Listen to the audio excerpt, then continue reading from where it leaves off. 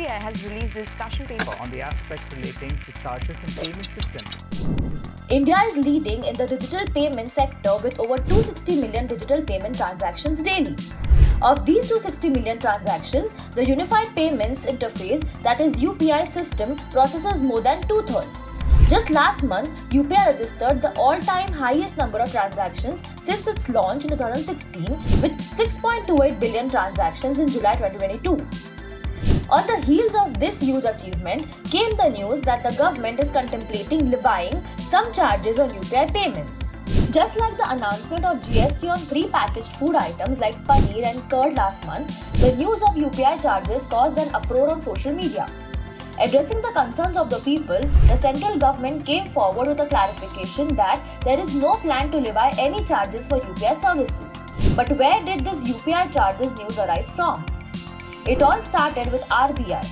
On 17th August, the RBI issued a discussion paper in which it was suggested that the UPI payments might be subjected to a tiered charge based on different amount brackets. Actually, the intent of this discussion paper is to elicit general feedback from stakeholders on the possibility of imposing charges on other payment systems: IMPS, NEFT, RTGS, UPI, credit debit cards. The inputs received would be used to frame policy interventions going forward. The RBI paper is open for comments till 3 October. What did it say about UPI?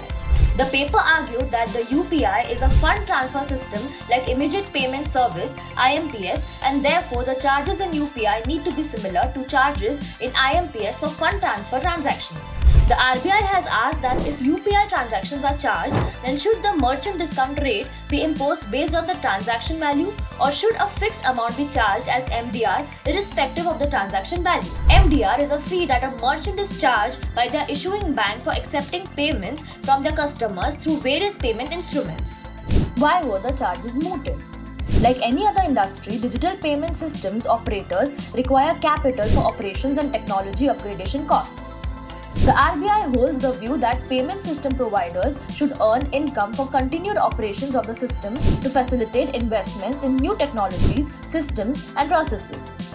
Therefore, the RBI sought feedback on whether imposing charges on digital transactions could be an option for the promoters to recover costs and generate sufficient returns to ensure continued operations. Also, the failure rate with UPI transactions is increasing. That is at over 1.4%. As the efficiencies of the existing systems cannot be improved in the current cost structure, hence the RBI floated the idea of monetarily rewarding the stakeholders in the payments ecosystem. Is it the final word? The answer is no. The RBI paper was a general discussion, not a policy framework. The aim was to receive public feedback. Based on the feedback received, RBI would try to structure its policies and streamline the framework of charges for different payment services.